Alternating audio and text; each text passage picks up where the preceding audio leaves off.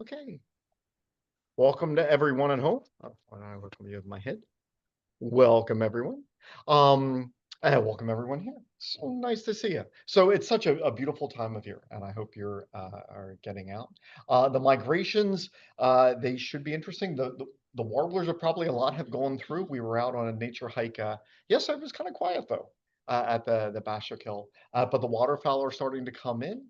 Next week's presentation is going to be on waterfowl at Goshen at the Audubon Sanctuary. There have been blue-winged teals, which I love, green-winged teals. This is an exciting time of year, just beautiful. We have so many beautiful trails to hike in our area. And there are just so many environmental organizations. So if you like getting out, if you like going on, bird hikes or finding places to go or presentations, then there's Audubon Society chapters. There's the Orange County Audubon Society with its 5 sanctuaries that it manages in this area. We did a hike last weekend. We're doing a hike this Sunday, 2 of them at a smaller sanctuary. So we ask you to sign up because it's limited parking. Just the parking lot isn't that big. Long Swamp near Warwick, and one that it might be geared more towards kids, or if your mobility isn't what you'd like it to be. There's a shorter trail that's nice and flat at Stony Creek between Warwick and Florida. But then there's other Audubon societies. There's the one in Milford, the Gifford Pinchot, I'm pretty sure its name is. There's Sullivan County Audubon Society.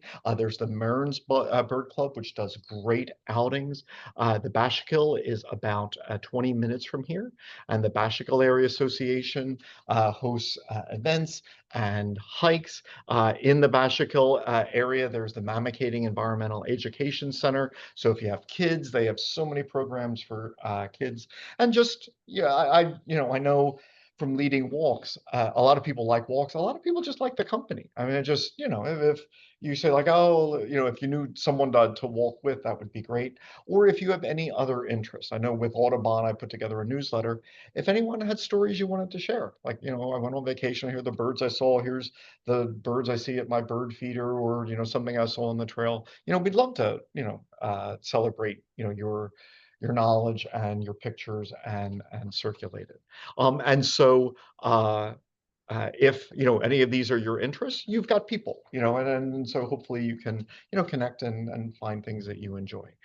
With this series, we're trying to just kind of take a comprehensive look at birds, and the topic of this evening is life histories of birds featuring the bald eagle. So before we talk about every single group of birds, there's a lot of things that they share, like the egg stage, the nestling stage. They fledge from their nest, then the juveniles look a little different from the adults.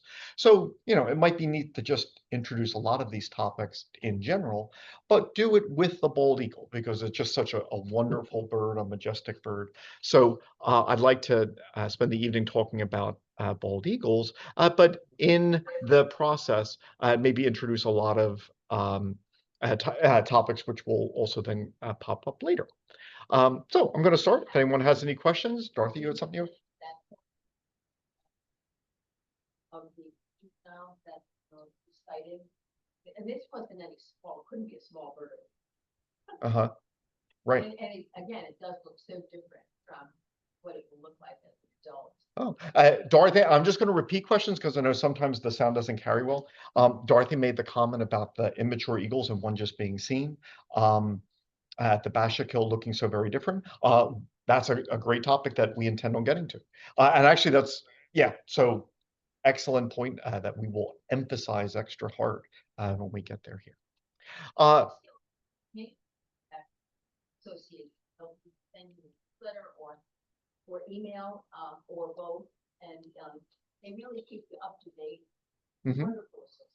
Yeah, and thank you. While we're giving plugs, if any of these or from your hometown, or by all means, they have yearly memberships. I know Audubon will put you on the news, the email list and send you the newsletter, etc. But if you could donate, they'd appreciate it. That the Bashakill Area Association is involved in protecting the Bashakill. Every now and then there are legal fees for the construction projects that they don't think are good that that they challenge. And, they would, so if you live near this area, you'd like to support them.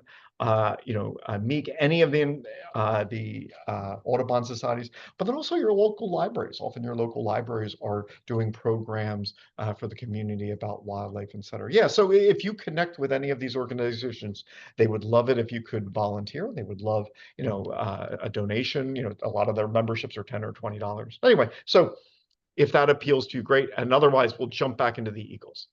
So, question number one. Did this ever happen? Did this dinosaur ever see a bald eagle? And the answer is not even close. So eagles are recent, all right? So dinosaurs lived in what's called the Mesozoic era, which started 250 million years ago, ended 65 million years ago. There were 0 eagles up to that point in Earth's history. So it's only been in the last 65 million years, the age of mammals, that we have had eagles, all right?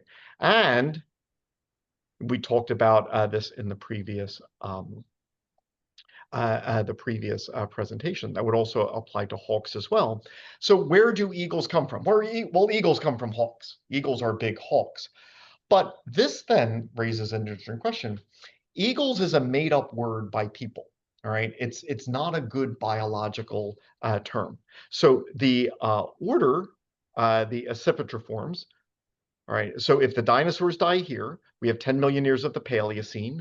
Raptors are appearing partway through the next epoch, the Eocene. All right, and from hawks evolved big hawks, which we call eagles. But that happened multiple times. So there was a member of one group of hawks that got big, and we often call them eagles. So like this golden eagle. Golden eagles are not related to bald eagles. They're from a different group of hawks. So different tribes of hawks have produced big versions, which we call bald eagles. Golden eagles would be among the booted eagles, which have feathers farther down their legs, while bald eagles are called the sea eagles or fish eagles. And so they've only been known since the middle Miocene for about 16 million years. So, we've had vertebrates for 500 million years. Eagles are relatively new. All of these sea eagles have at least a little white around them, all right? And from these sea eagles then come the bald eagle. Now, we can get back to this again later, but this is a good time of year to look for eagles.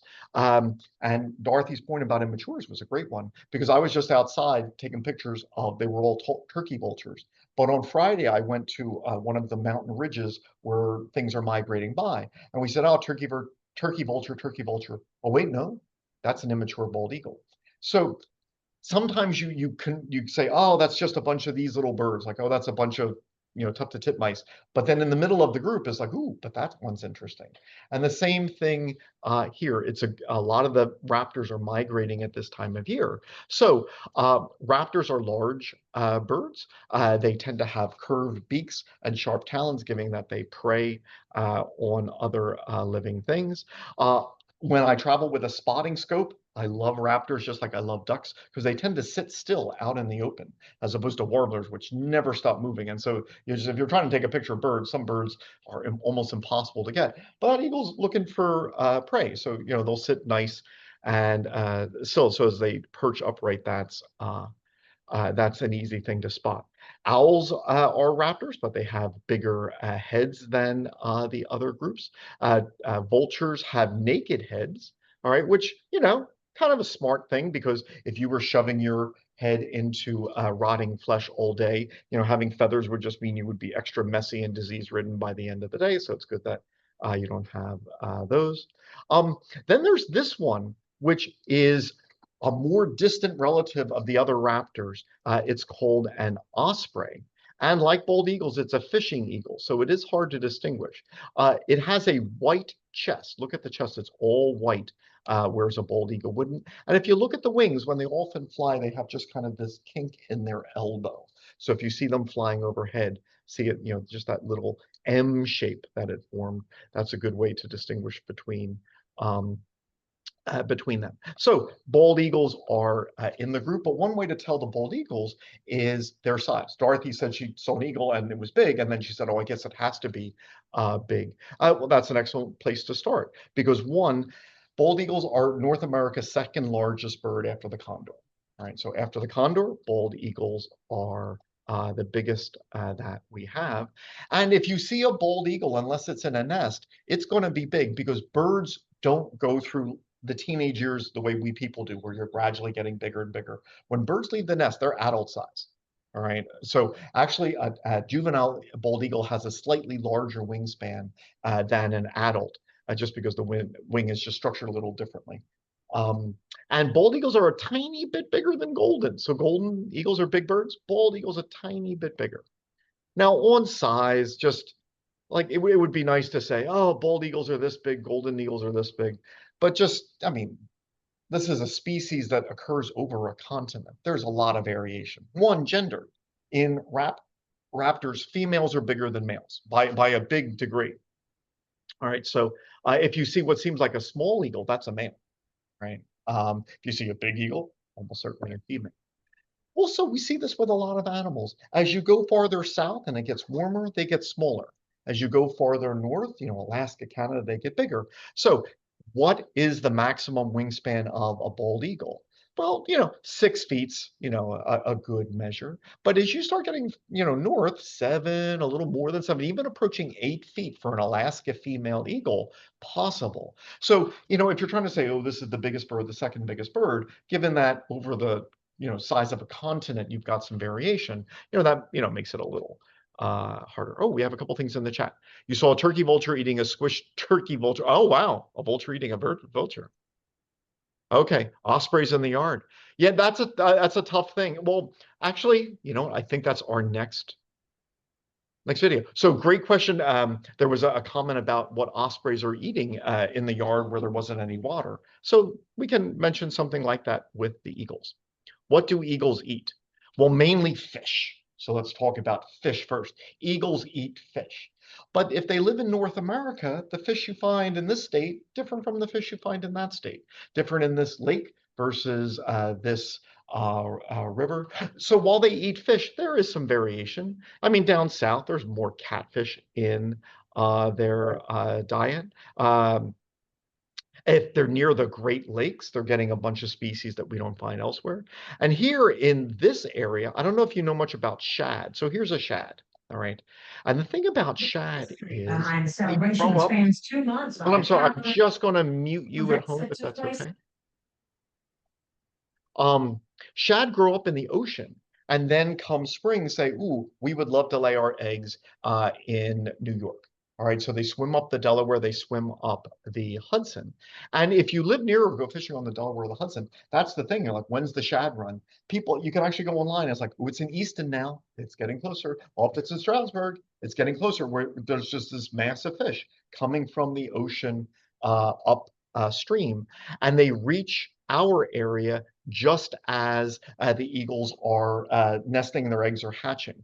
So a lot of these shad, they die after they mate, right? Because it's exhausting to swim upstream all that way. So they come up here, they mate, and they die. Right. And so eagles don't even have to work at hunting, and the ospreys the same thing. They just, there's all of these fish floating here. So that certainly helps in this area. But shad are, there aren't that many rivers anymore that have a shad. So eagles eat fish. However, these are big birds, and we'll get back to the ospreys, the same thing. If you're a big bird and you're hungry, just anything smaller than you is fair game.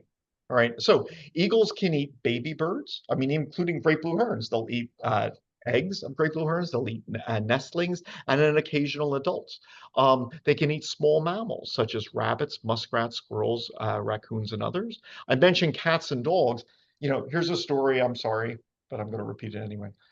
There was I think it was a kindergarten class that every day they would start their day by checking in on an eagle cam, and they would watch like the baby eagles growing up in the nest, and they were all huddled around, beginning of one day, and the adult eagle brought a live house cat to the nestlings, who then, made a meal of it. And I think like counseling services were required for some of the kindergarten students, and that was the end of that. But eagles don't just eat fish. Is the moral of that story. And they eat a lot of carrion, especially in winter and especially when they're young. So bald eagles, they get better at fishing as they age. Like a juvenile that hatched this year, not the best fisher eagle at this point. And so if you notice what seems to be like a bunch of turkey vultures on a dead deer carcass by the side of the road, every now and then there's a bald eagle. I almost hit a bald eagle while they were still in danger. That would be scary because I'm just driving down the road. There's this, deer, and the eagle just at the last minute starts to take across my lane, and big birds are having trouble getting a light. And so it was close. That would have been horrible. But here is an example of a trail camera that recorded an eagle chasing a duck. So I'll point it out. There's the eagle, there's the duck, and I'll do slow motion in a second. All right, but so here you can see, and they fly off screen. The eagle gets closer and closer. I don't know if the eagle got the duck, but it was certainly gaining on it, as you can see.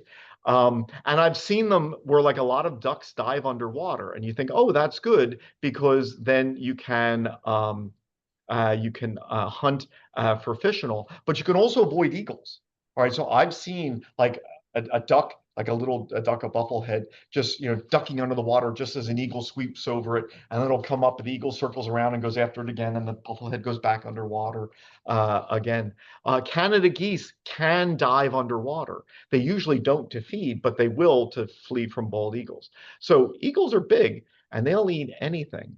And in the old days, especially out west during winter, there wasn't a lot to eat, but there were dead buffalo.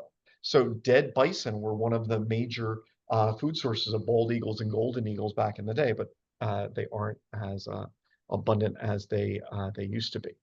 Okay.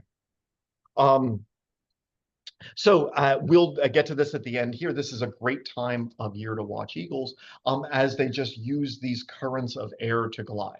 All right, because if you've got a 7-foot wingspan, 6-foot wingspan, that's a lot of muscular energy. So flapping is hard for an eagle. All right, it gets really tired doing that.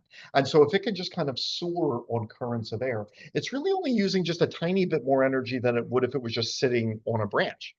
All right, so this is what eagles don't want to do a whole lot of time doing. If they can get airborne and then just soar, then that's what they would particularly prefer. Now, their size weighs into it as well, because I was on a cliffside at Stokes State Forest in New Jersey, saying, "Ooh, I hope we can see some migrating hawks and eagles." And there's weather involved, like if a cold front has just come through. That's what, like we saw some, and we saw an eagle and there were other birds come through, but it wasn't a great day. But you do kind of have to plan this. So, for example, a red-tailed hawk doesn't need as strong a thermal as an eagle does. So if you're saying these rising currents of air, these migrating raptors are going to ride them. I mean, if you're a big bird, you need a bigger current of air. So there might be days where it's cloudy and you're not getting as big a temperature differential, that hawks might be able to continue their migration south, but an eagle might say, I'm just going to have to wait for the next sunny day where there's stronger thermals that I could rise. Okay.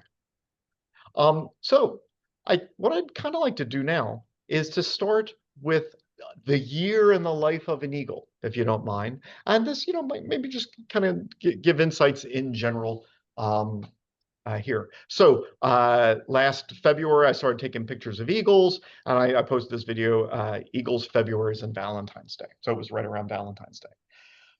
What are they doing in February? Well, here's the interesting question. Some birds migrate or they don't. So like the broad-winged hawks, this is the time of year to go look for them. Like if you're going to go to a mountainside and look for migrating hawks, look for broadwings now because they're early migrants, and in a month they will all be gone. There are no broadwings which will stay here all winter. All right, so they are 100% migratory. Down south, a lot of birds don't need to migrate, so they don't. But here in the middle, there's choices. So these eagles, they are right next to an eagle's nest, which was active last year. All right, the Bashik-Hill where an eaglet was fledged. Are they the same eagles? Or is that their nest? Could be. They could have wintered here. They could have said, here's good habitat. We have a nest. We've defended this territory. By gosh, we're going to stay here all winter, and find food. And that way we'll get a jump. We'll like start laying our eggs before the eagles coming back from Georgia. And that might actually play in with these eagles here because of some eagle aggression issues I'll tell you about in a few minutes. That's possible. Or the eagles that made a nest in this tree, they could be in Georgia in February. And these are eagles from Maine or Canada. So even if you say, I see eagles here all year round, they're not necessarily the same eagles. So it often happens that our New York eagles go south for the winter, but Canada's bald eagles go south for the winter, and this is their Florida. So you could see eagles all year, but all of them could be going south. So a lot of birds do what's called partial migration. So it's not they will migrate, they won't migrate, and sometimes there's some play in it. Like in a warm winter, fewer migrate if less water freezes, etc. All right. So in February, you don't know. Like I'm not sure, are these Canada's birds or are these our birds which decided to stick it out this winter? It's hard to say. Now, if it gets really cold in winter, where could you find open water to feed to get fish? The Delaware, in some sections at least, like where the Lackawaxen Stream come in, near the Rio Dam, the Hudson River.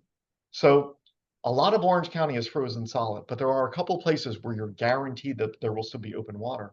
So if you want to look for eagles, February is actually a great time because if it's super cold, all of the eagles have to go to like 3 places, and that's it. And so if you go to one of those 3 places, you're going to see eagles. All right. So they've got actually little blinds where you can sit and watch eagles, so along the Lackawaxen, there's like an eagle building, there's eagle blinds, the Rio Dam, the same thing. So winter is a good time to see bald eagles, but you have to know where to go. All right. And if it's a warmer winter, we've been having warmer winters, well, the lakes near you aren't frozen, you can still see bald eagles there. All right. Now, I mentioned Valentine's Day because they pair for life. Are they with their partner? Well, birds are kind of funny. Maybe yes, maybe no. The two that were hanging on the branch, that they might be partners, or they might have split in migration with the idea that, hey, I'll meet you back in February or March in our old, nesting ground. All right, so it could go either way. The couples have stayed together, the couples have not. Just one last thing. This is from last year. We were leading a hike open to the college, open to the Audubon and the Bashkill Area Association at the Bashakill. And I took some pictures. All right. These are all bald eagles, mostly immature. I think we saw 14 eagles, but look, I took a picture. 10 eagles are in view at the same time. All right. So this would have been when they would have been migrating back because the Bashakill was mostly frozen. So, there was, yeah, I don't know if you could have really supported more than one eagle. 14, you couldn't on a primarily frozen area, but we did start seeing couples again here, but notice all of the immatures. We'll talk about the immatures, but notice they don't have the white head, etc. And so it's always a good thing to go out hiking in nature. I mean, some days you don't see a whole lot, and then some days you'll see. It was a February day; we weren't expecting to see a whole lot, but 14 eagles, look at all of them in the frame at the same time, and that was kind of special. Right. So at around this time, then couples are getting back together because between the end of February and early March, that's when they're going to get serious about the nesting and the next generation. So they court each other. All right. Now, okay, I'm sorry. I'll talk about this first thing. So they do mate for life. There are some exceptions. If one of their mates dies, they may mate again. If they aren't successful in nesting, sometimes partners abandon each other and look for new partners. But in general, they do form couples. Birds often mate for life, but a lot of, or they often, or for a season. But even though we say, look at the fidelity, if you do genetic analyses of the nest, you often see, wait, there's multiple parents of the eggs here. That can occur with eagles, just not all, as often. With some birds, that's really common. It looks like they're, a faithful couple. The DNA of the chicks say less so. Eagles is pretty good, but extra pair matings can occur. So the male that's feeding the nest isn't necessarily the father of all of them. And the eagles can even do thruples, where there's three adults taking care of a nest.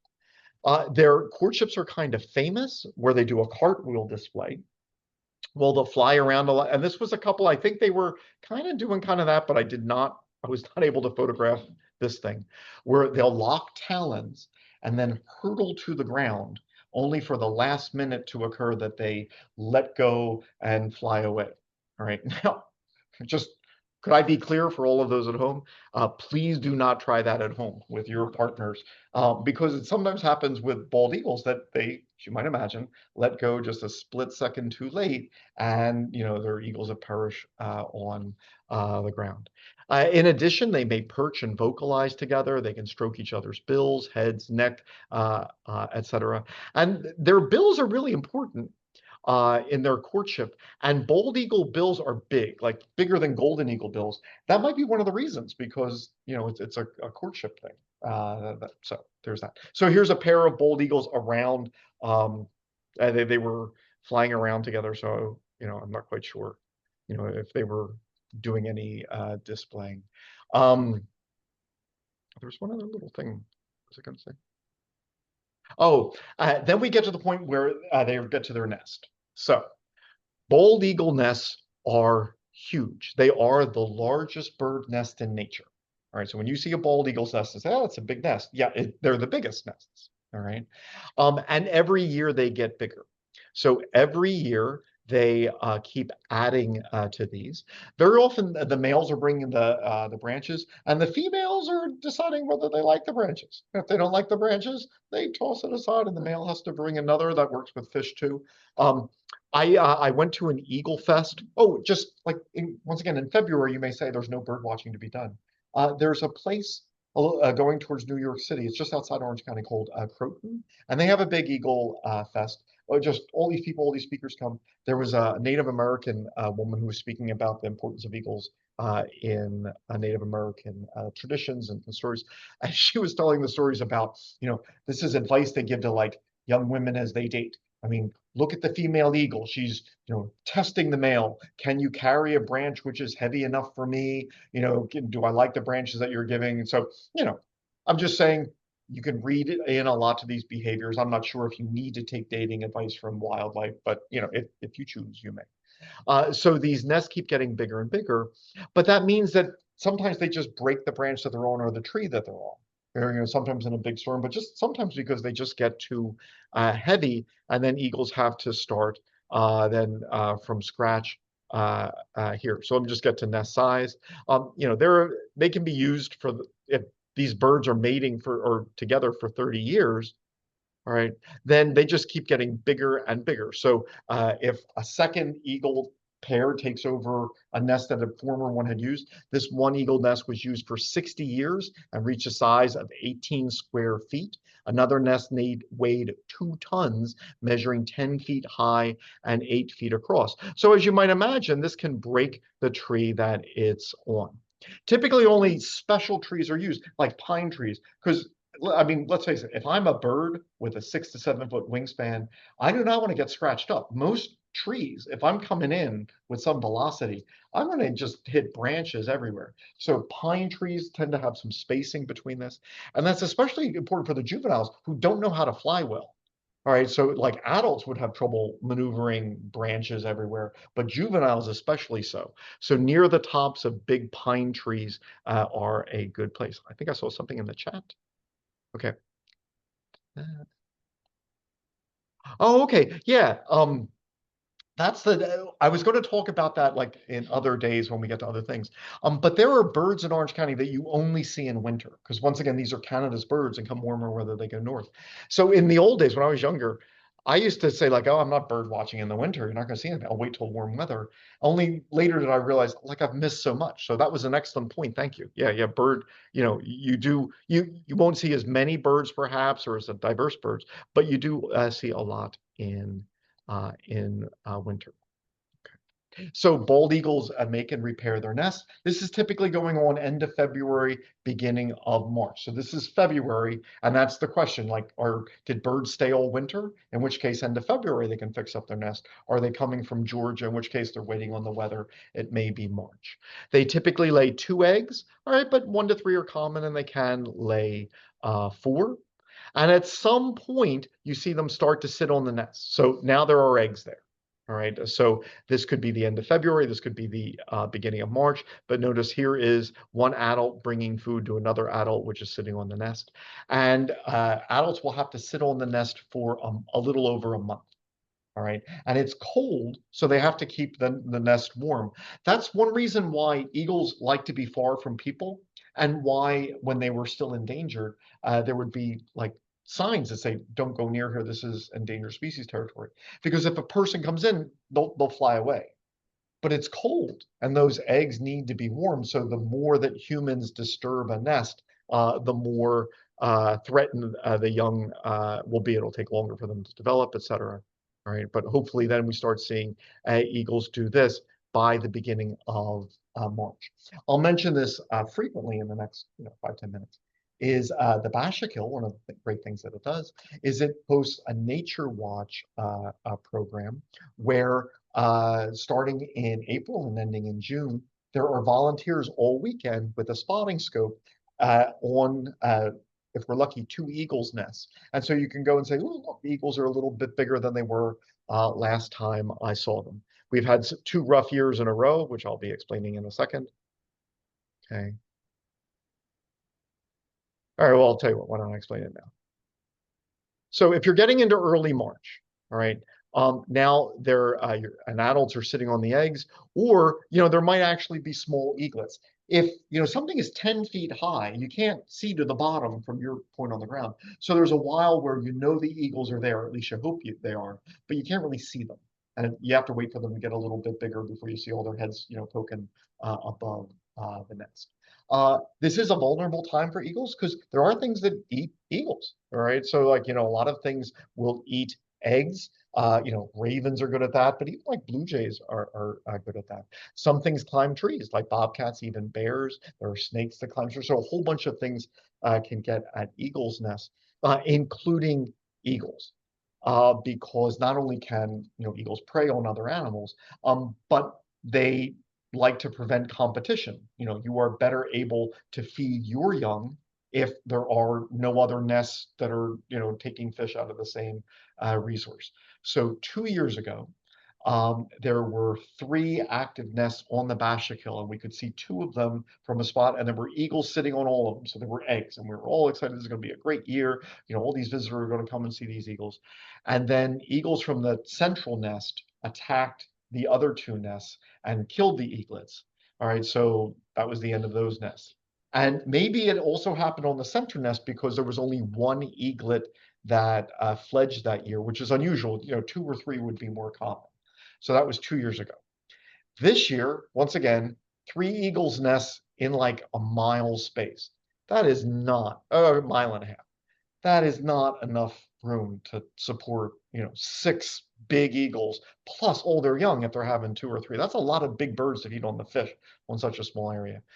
So then there came a day where I went out last past summer, and I said, "Oh, let me take pictures of the nest," and no one was on a nest. So the 3 had been active 4 days before, and all of a sudden they weren't. So was it eagle on eagle aggression again that eliminated all the nest? That's quite possible. Although, like early in March, like, did it get like super cold one night, colder than usual, and eggs froze? I don't think that's as likely, but possible. Sometimes, if you're an eagle coming back in February, you could say, "Ooh, let's lay our eggs early. They'll get big early, and we'll have a competitive advantage against the other nest." Yeah, that's good, unless March gets this cold snap and your eggs freeze, then the ones that come back a little later in March. So, nature's a tricky thing. So barring that type of thing. In the first few weeks, the eagles changed from being gray to a dark brown, and they'll be chocolate brown their first year, as you will see. The parents are very important to warm the eaglets because they can't regulate their temperature at this point. Something that the eagles do, like, a lot of newborn, a lot of parents of newborns are like getting them all these gifts and getting them all these things when the infants are just so young and helpless, they can't appreciate anything. They're just so enthusiastic about being parents, they just overdo it. Eagles are like that. They just start bringing all this food to the nest. And these little chicks, they can't eat that much. So for a long time, it's common that the weight of dead fish at the nest outweighs the eagles. All right, so that happens, but that only happens for a while because these eagles have to grow to be full size by the time they fledge, which is usually mid-June. So if they are, hatching in March, they have to have a 6-foot wingspan or more by June. That's a lot of growth to fit into like a couple of months. In fact, that's the fastest rate of growth known in birds, in bald eagles. All right. So they do start eating a lot. And because they eat a lot, competition between siblings can have like a darker side. So females are bigger than males. And the eggs are laid a little bit apart. So like one egg is laid and then 3 days later, another egg is laid. So if you have 2 or 3 chicks, even 4 is possible, they're not all the same size. And that then becomes an issue because the biggest one gets fed first. All right. So if it's a good year and there's food all around, 3 chicks can fledge from a nest. But if the resources aren't as abundant this year, the third will likely starve just because, of the food that's brought to the nest. The biggest 2 get it, and there's a little left for the third. Notice how chocolate brown these eaglets are. That's their coloration at this time. Now they're getting older, so now they're walking around the nest. All right, and it's fun now because you can see them. Earlier, like if you were looking through a scope, you just see heads pop up every now and then.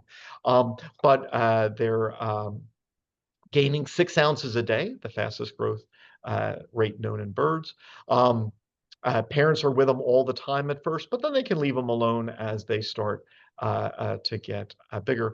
Once again, these are all videos I've taken close to here, like on the Delaware, where these are from the Bashakill. I have a lot of nests there. And I'm just impressed just because, I'm older, my students don't appreciate. When I was their age, I wanted to see bald eagles in the wild, and I just couldn't because there were none. Like east of the Mississippi, there was like a couple places over here or here. But for the most part, if you were east of the Mississippi, no nesting bald eagles at all. I didn't see my first one in the wild until I was about 20. And now the fact that, like, if we were to go through, I'm sure the people in this room, all the bald eagle nests we know of. Oh yeah, there's one over here, there's one over here. I'm sure we could come up with a dozen, all right, within a half an hour of here, whereas there was 0 within 6 hours of me for most of my life. So it's just so exciting to have all of these eagle nests because we almost lost our eagles. As they get bigger, the father starts to have some issues because he's smaller than the female. But after a certain point, he's smaller than all of the nestlings because nestlings, it's actually, their wings are just a little bit different in their shape. Like the feathers are a little bit longer. So they're a little more awkward in flying, but a little better at gliding. But in any case, eagles actually have a slightly longer wingspan right after. So the father's the smallest thing around. And so when the father brings a fish to the nest, well, it gets ripped out of its talons. And if the father doesn't have a fish in its talons, well, I mean, the young are trying to rip at it anyway. So after a while, the father often stays a little farther away from the nest. It certainly eats away from the nest. All right, the female can eat at the nest. The father's like, nope, I'll eat over here. So that's a little issue going on with this. And as you can see here, this is more typical because they're going to not only start walking around, getting more active, but they also now have to practice their flight muscles because this huge bird is in the near future going to jump. All right. And it better be good at, being able to support its weight and flight, or else it's going to hit the ground, which sometimes happens. And if it does, the eagle will, the adults will probably take care of the young and bring it food on the ground. And you'll see some more videos here. As you're getting into May, knowing that they'll fledge in June. Right, that's when they are able to leave the nest. Come May, they're going to do a whole lot of wing flapping, and in one of these videos, you'll actually see it get airborne a little bit, like it's just staying in one place, but it's practicing because you want these muscles to be ready to support your weight by the time you take that flight. This is along the Delaware. The Delaware River is a great place to look for eagles. The parents may help coach the young by bringing food to the young, but not taking it to the nest, leaving it at a branch near the nest so that the young have to travel a little bit or make short flights. And once they begin to fly, a lot of the flights are going to be short. So here's the Delaware. There are 2 chicks here, and there's the third. All right, so that's kind of fun. Usually when I'm kayaking on the Delaware, I usually see eagles maybe at 1 every mile on a good day. All right, I mean that's amazing. Just compare that, like it was almost impossible to see them earlier here. And once again, at the Bashakil, you can see there are multiple nests by this point. Okay, then we get to June. All right, so June's the big month. By the middle to end of June, all of these eagle nests are going to be empty. All right, and so if you see an eagle's nest in June, the eaglets are big. All right, but notice that one's getting ready to fly, and I'll just talk, but at some point you'll see it not only practice flapping its wings, but actually get airborne briefly. So that's called fledging, all right, when their flight feathers are in and now they're ready to leave the nest. So mid June is usually when that happens. Lately with us, it's been happening the first week of June. So from the time the eggs hatch in March to June, their wings are 6 feet long now, which is impressive. They may now go. All right, so the eagle has fledged. It may be, see you, mom, dad. I'm going to live my own life now. But they can stay with their parents for even a couple of months. I was on the, I think I have it here coming up on the Delaware, I think like 2 weeks ago, and there was like a big mature bold next to an immature that was hatched that year. So it's still caring for it, and still, their fishing skills, they grow into them, and so while their fishing skills are getting better, the parents are going to help them out a little bit. So I think here you can see this one. And at one point, it actually gets a little bit airborne. This was last year, the one single eaglet that the Bashakil nests produced out of the 3. When these young eagles leave, which way they go, where the wind is blowing has a big show in that, because they've shown that because they can band eagles in the nest. And they'll mark which way the wind is going, and that's which way the young go at first as they spread out. So you see this one's getting really close, getting a little bit airborne on all of that. Okay. And then comes the day when the nests are done. Now, those that hatch this first year, they are chocolate brown. All right, so big birds that are chocolate brown, they do not have the white head and the tail. All right, but it's going to take 5 years before they get that. All right, so in their first, right, so before that, so that's a bald eagle. I'll tell you, I think I have it a little bit better in the PowerPoint. So I think we've been doing good with the movies, but I've got a couple of PowerPoints as well of like still pictures that I take. And right, so here's the first year. See how it's just dark brown. All right, its bill is dark, its eyes are dark, everything about it is dark. You come back a year later, all right, it's still mostly dark, but certainly getting lighter. All right, we see some light around the bill. The eyes are more of a chocolate brown. All right, and you can see some, some whitish flecks on the head and the tail. You get to 2.5 years, and there's white on them. You'll see white on the tail, white on the chest, but it's irregular, just patches of brown and white everywhere. So here, I mean, there's white there, there's dark there. So how do you know that that's an eagle? It's big, all right, and so no bird other than condors are bigger than it. But turkey vultures are close. Turkey vultures usually fly with their wings in a V, while eagles tend to hold it straight out. But then turkey vultures, if you can get a good picture, they have naked heads that they're shoving into the carcasses. And while bald eagles obviously have feathered heads. That's another good way of telling them. Here we're getting a little older. This is 3 years. Notice we have a white head and tail, but maybe you have to look hard to see the white, because there's also a lot of brown in there as well. I'll show you some more of that in some of the videos. And this one I think is 4.5 years old. And if you look, can you look? There's like a little brown there. All right. All right, so here is a mature where you can see nice and yellow there. All right, but there are times where you can see like there's a little brown on those tail feathers. All right, so by 4.5 years, they're getting close, and you'll see that in some of the videos as well. So you might see more bald eagles than you think of. And there's a piece of advice that a birder gave that I would just repeat. And the advice was simple: look at every bird. So just in the past couple of times I've been out, I go to 6.5 and there's a bunch of ducks. And I look, it's like, oh, okay. Bunch of mallards. I mean, all birds are cool. Mallards are cool. And I'm about to go away. I'm like, no, I'm going to take pictures. So like, I think they're all just a bunch of mallards, but I got to zoom. I'm going to take pictures. And it turns out, oh, no, there's a couple different things in there. So sometimes I see a gallinule or a grebe, but there'll be green-winged teals and blue-winged teals. Another good thing with ducks is if they start to fly, I have a camera, just take pictures, right? Because that's a bunch of mallards. Okay, but take pictures. And all of a sudden, nope. No, there were a couple other hanging out with them, and once they fly, you can see them. Turkey vultures, we see a lot of turkey vultures, but look close, because it's not that uncommon that there's an immature eagle among them. And you have to look close because, they're a darker color. They don't have the white head and tail, right? So here's, I mean, but that's a big bird. That's a big bill. I mean, no other bird is that big or has a bill that big. So it's clearly an eagle, all right? But once again, you might not notice it with the without the white head and tail.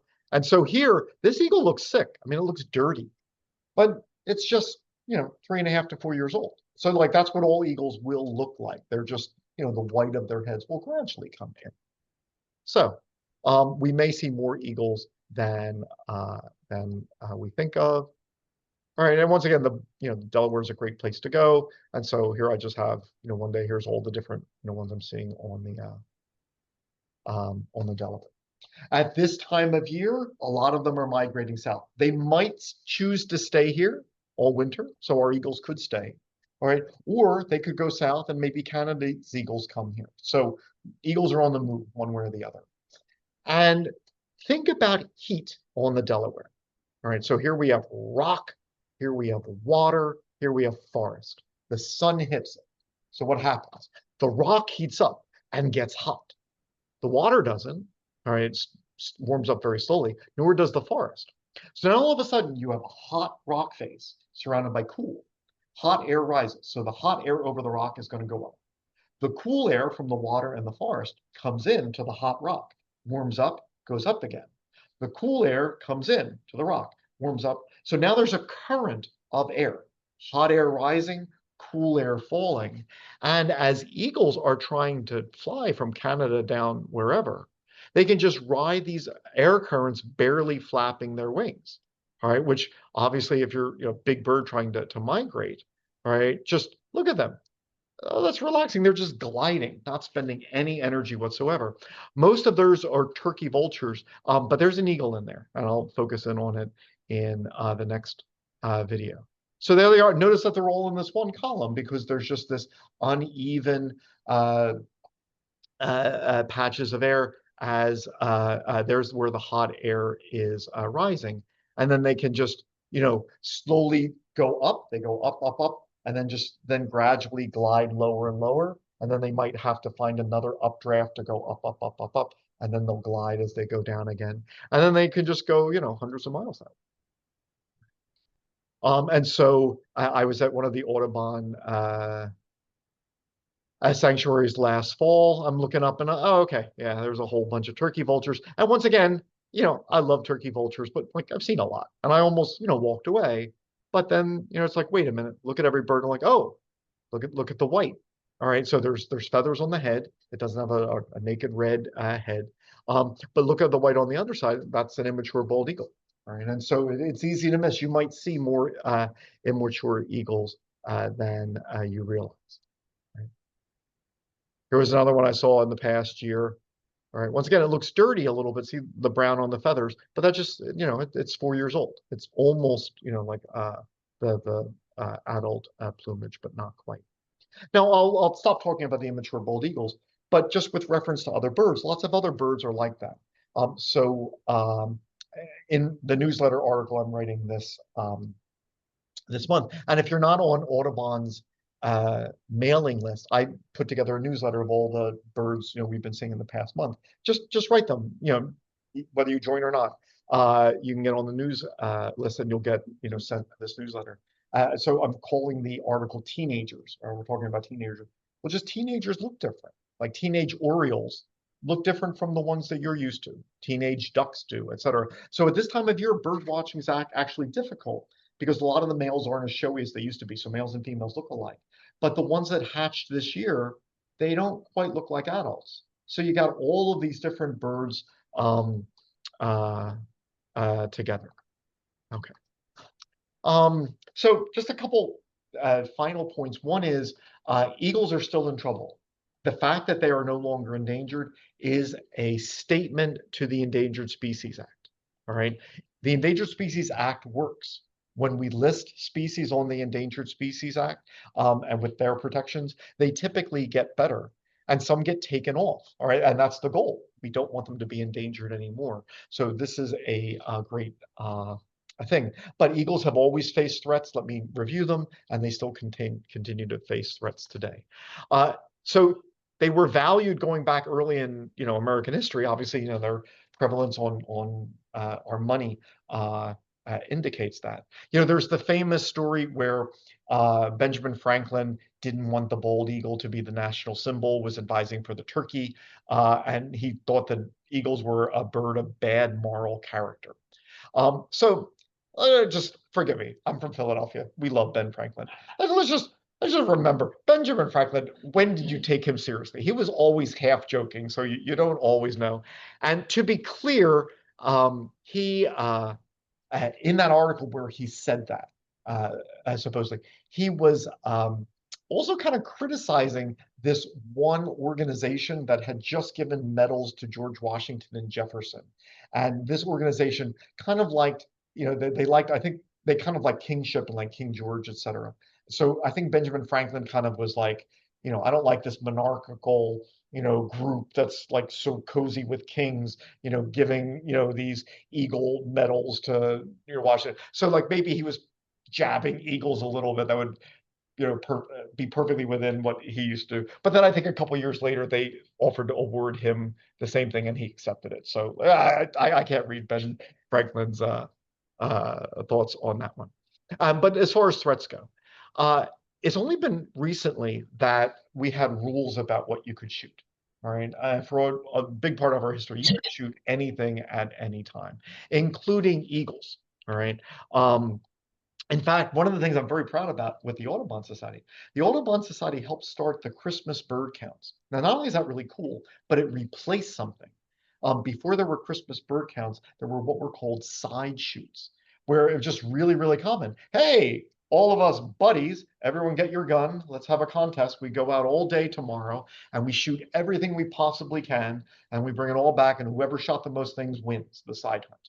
All right, so whether you're going to eat it or not, but like then just lots of things, were killed. In fact, states could pay you to kill bald eagles, all right, if they felt that they were eating fish or a pest of some. So Colorado did, Alaska certainly did. And so eagles were shot, and then even after they were protected, there was the Migratory Bird Act in the early 1900s, the Bald Eagle Act in the 1940s. But even still, there were large numbers of eagles poached, and there still are. Every now and then, you'll read in the paper where someone gets a prison fine because they've shot this many bald eagles or this many, whatever. So indiscriminate shooting is certainly an issue. All right. And even like in eagles which get hit with wind turbines, and they are, a lot of them actually have lead shot in them. So like some of them, have been shot as well. So that's one threat to bald eagles. Right, somewhere there. Sorry, there was more, and we could talk about it. How did we get all the way to the beginning? I don't know.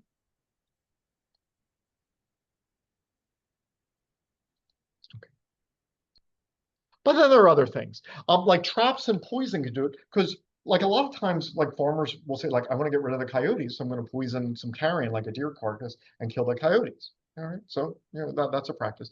But eagles eat carrion, all right, so they can be poisoned that way. Unfortunately, we have more lead than we want. All right. So we have lead. I mean, just outside Wilkesboro, I mean, it was a lead mine. Um, but we use lead shot in hunting. We use lead gear in fishing. And only a little bit of lead is needed to kill bald eagles. And so there has been lead in the past. There is still lead. So if a deer is shot with lead shot, a bald eagle might ingest some of that, eating the carcass. If eagles eat fish, and there's lead weights, et cetera, used in fishing, lead can get them this way. We've cut down a lot of the big trees. Eagles need big trees to nest. We've cut most of them down. So that's an issue. There's less habitat, especially since they like, especially since they like a habitat away from people. Like some birds are tolerant of people, eagles aren't. All right, so as we develop shoreline, I mean, that, like, the Great Lakes, that's a beautiful area for eagles to go hunting, but you won't find eagles with so many buildings. Wind turbines do take a toll on birds, and so especially if they're along flyways. I was stupid because I didn't think. But if you remember, I think it was 3 years ago when there was all the wildfires in Canada that really choked up. I went kayaking that day because I'm like was not on my radar to, like, I'm not sure you can breathe today. So this is me, and actually I started getting like broncho-induced exercise-induced bronchospasms, kind of like asthma, like right around this time that I still have. But as I was going out, like I would go in at the end of the day, but the eagles are in that all the time. All right, so air pollution is going to affect um, birds. Here's one of the observation sites along the Delaware. And then there are the chemicals. So we live in a chemical society. All right? We just have chemicals everywhere, and so much of it ends up in the water, and then so much of it ends up in food chains. And when it ends up in the water, there's just this famous thing that, like, if you were to measure, pick one, pick lead, pick mercury, pick PCBs, pick DDT, any of the ones I just said, and measure it in the water. Oh, and I'm sorry, yeah, before I do that, this is, I mentioned Croton Point, where you can have the Eagle Fest. So it's a great place. Oh, go is, and here's a preserve. Here's a wildlife preserve where you can see eagles. I saw eagles there, but that's a landfill. Like toxic stuff from New York City for decades was put there, and then they just covered it all over. All right, and so that it wouldn't leak into the Hudson. And it's checked, like there's signs, and they check it. There can't be any trees there because trees, the roots would pierce the plastic which encases it. So there's just horrible poison there.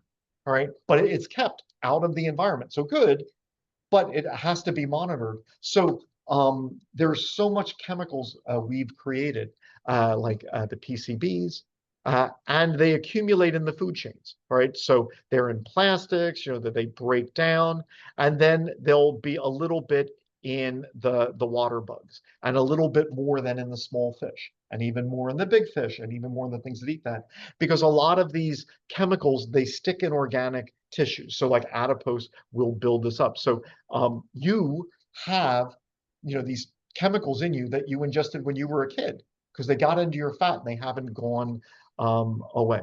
So PCBs, even after we ban them in the Hudson, they're still around, and eagles still have them, and we humans still have them. Mercury, that's a problem. All right, so mercury is released in the burning of coal, lots of other things like battery use, et cetera.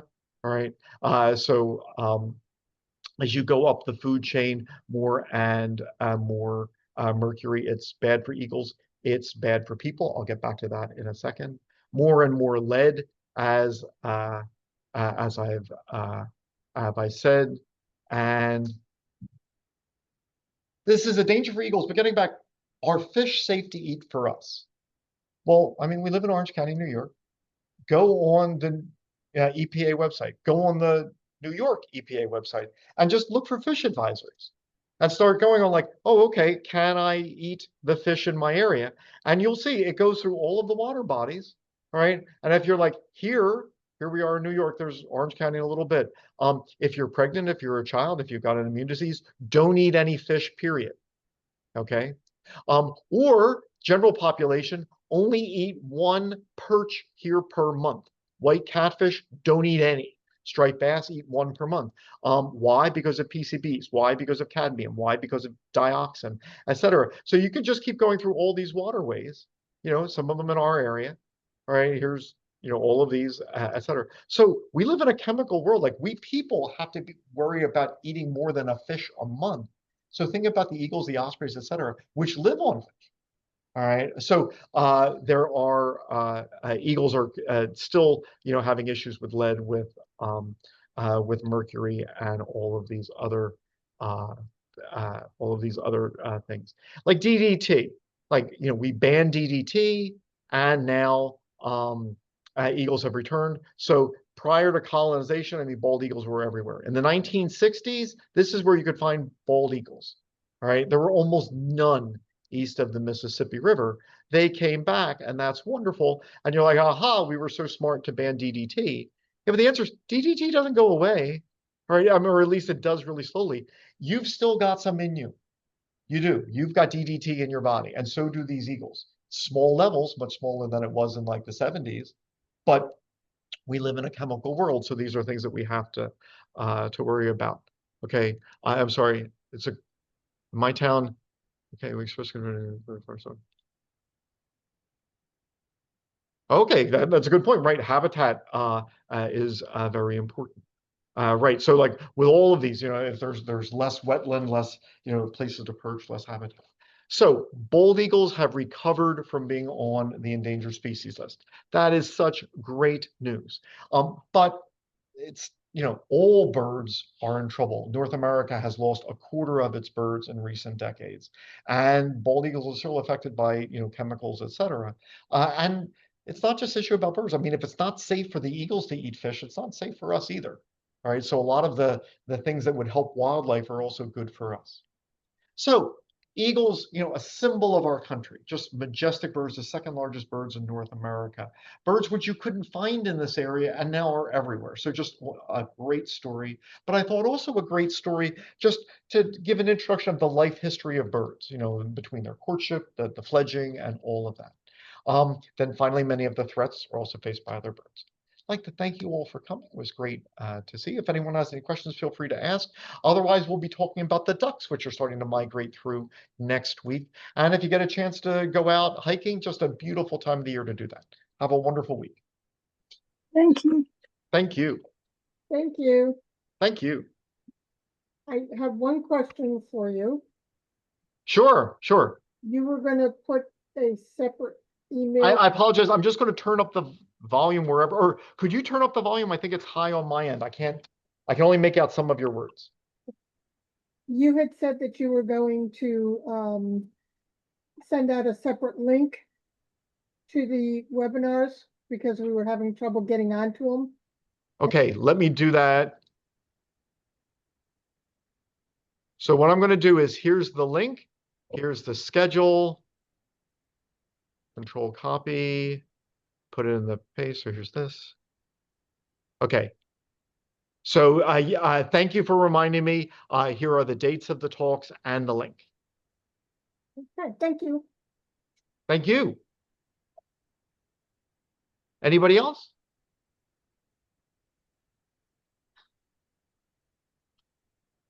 Have a wonderful night, everybody. Good night. Good night.